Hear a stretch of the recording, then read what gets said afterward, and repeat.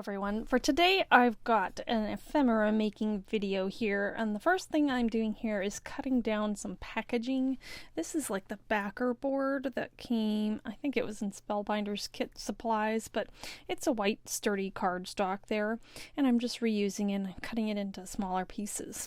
And I'm looking through the items from the October box and these pretty pages of flowers. I decided to use this light colored, this lavender like one, and I'm gonna glue it down, and I have a little bit of excess to trim off on the sides, and then I'm gonna decide what to do with the other side of this. And I think I'm making a tag. I have this punch here that'll trim the corners. I love this punch and it's so easy on the hands, just trims the corners off, and since I have it, I love to use it.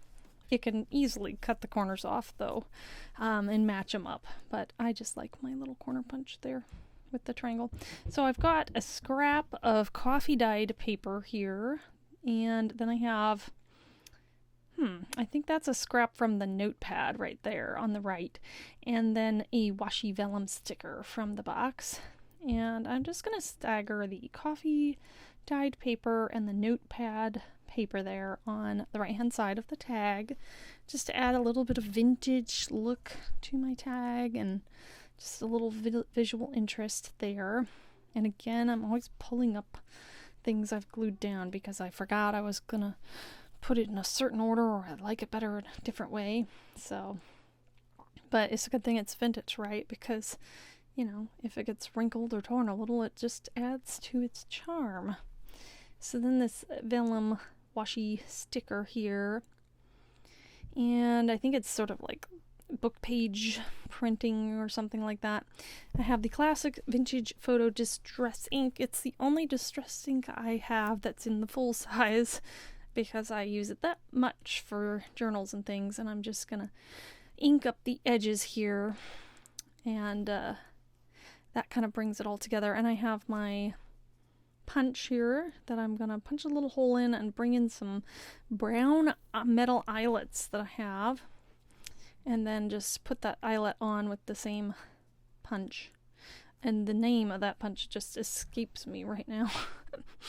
But yeah, then I was looking at this vellum sticker. I'm gonna use that in a little bit, but I decide to, for the back of my tag, it's just a little too white there for me, so I'm gonna add this coffee dyed paper and use my glue stick and just, I love the variety of texture and pattern that the coffee dyeing yields through its process. And you can get similar results with some ink dyes and things, but yeah, that one I think is coffee dyed. So I'm gonna add a little more ink here, and it's sticking a bit to the glue and stuff, but it's, you know, it's this distressed look, so I'm okay with that.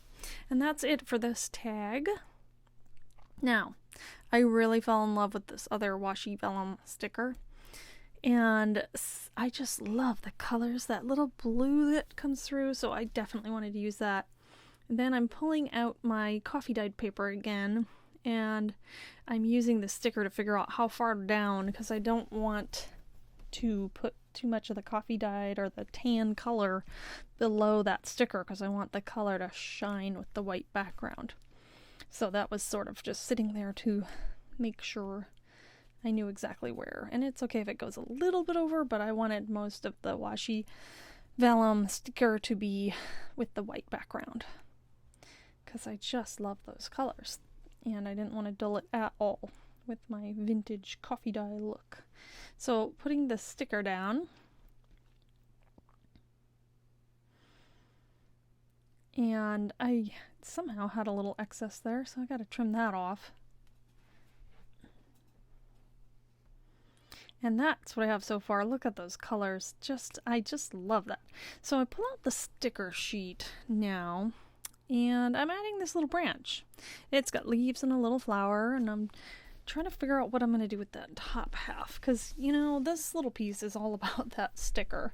And then I go ahead and round at the corners here, and then I have this little container of word papers, so I pulled that out for a sentiment. I'm digging through, and these are a variety of sources.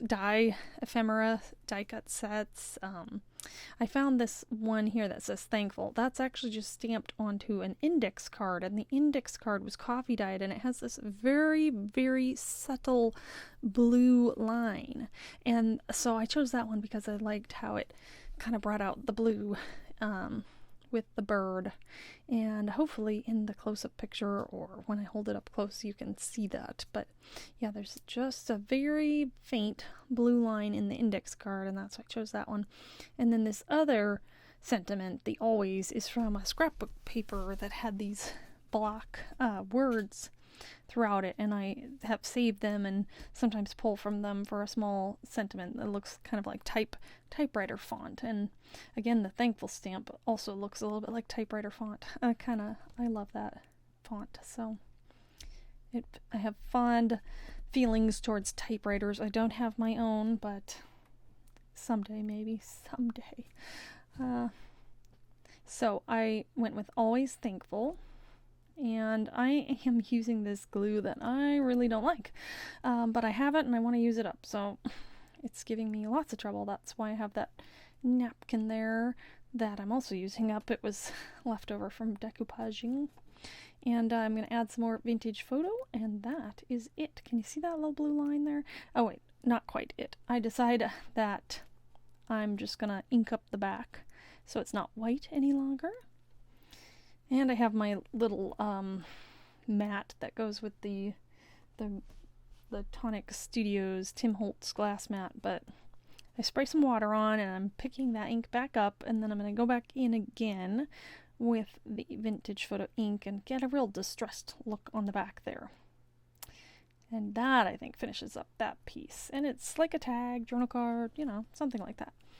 So then I have this kind of smaller piece that I had cut, and I'm just going to go straight in with the vintage photo and get rid of that white color. And I'm doing that on both sides.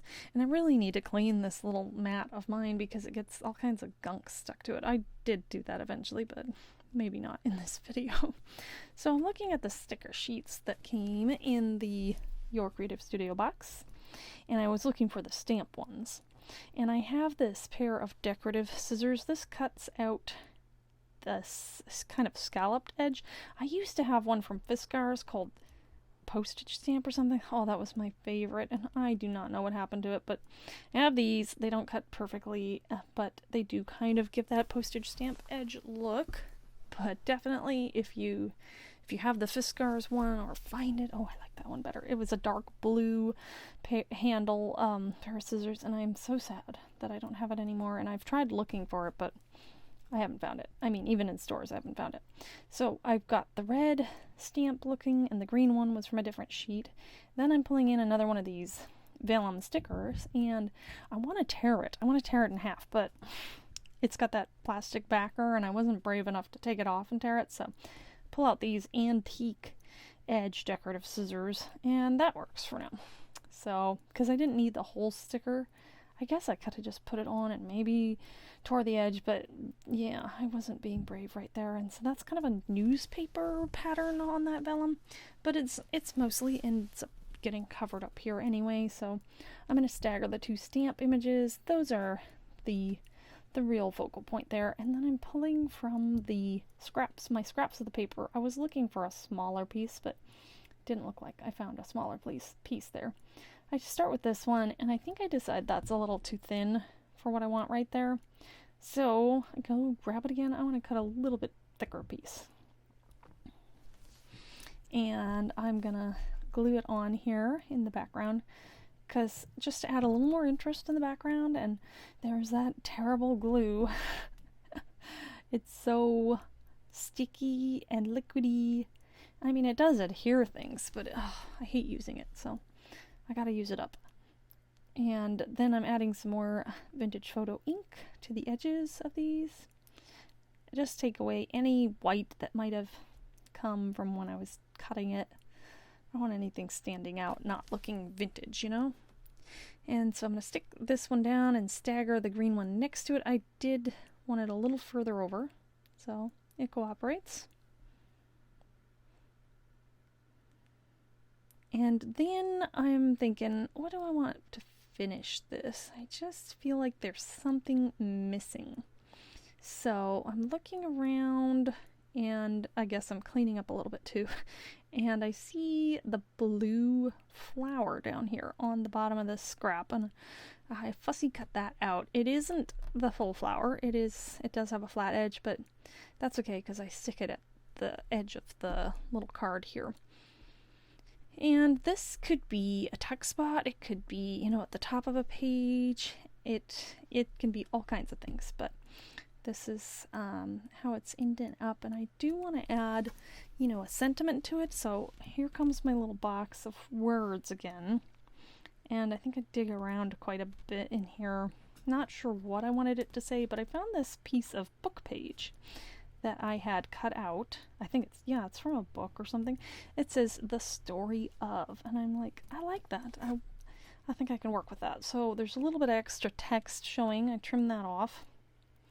And it was way more white than I wanted. So I'm pulling out the vintage photo ink again and just rubbing it, and I go with let's just totally distress this, crumple it up, and it gives some nice fold lines, and then the ink gets in there, and it's pretty interesting. So the story of, will finish off this piece of ephemera, and I think it can be used in a lot of different kinds of journals, and I really love how it turned out. And I'm just going to add a little more vintage photo on the edges again, and this is how it looks.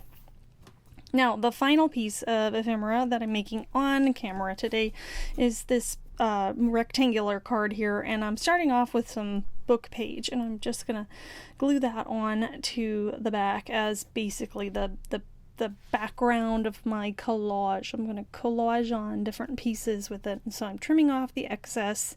It's relatively straight, but it's gonna get a lot of things added, so it's really just the base layer. And then of course I add the vintage photo ink onto the edges, and a little bit onto the inside, I think. Yep. And I pull out the stickers again, and this one I'm just tearing. It's got kind of a map. I think that might be South America. But by the time I'm done with it, you really can't tell. I think maybe you can still tell that it's a map. I'm not sure. So adding the vintage photo and kind of roughing it up a bit, and then I peel off part, and I'm going to stick it down a little bit towards the bottom, and I'm saving that little bit there. I'm going to trim it off, and that's why I didn't pull the backer all the way off, because it's easier to save it when it's still got that backer tape on it. So then I was looking through the vellum washi stickers, and I saw this one with what looks like a parrot on it, and maybe it's because I thought that was South America, but yeah, the parrot was like, it has to go. I just felt the parrot needed to be there. And so I'm sticking that sticker on. I think I added a little vintage photo also, and the main sticker that I actually wanted to use for this whole piece was that sticker you see on the left there with the envelopes, and they're kind of fanned out. So I want their subtle color to show, so I'm grabbing this piece of coffee dyed paper to kind of tone back the background so that more of the vellum translucent color in that sticker will show through. And so that is the purpose of that, and it's nice collaging.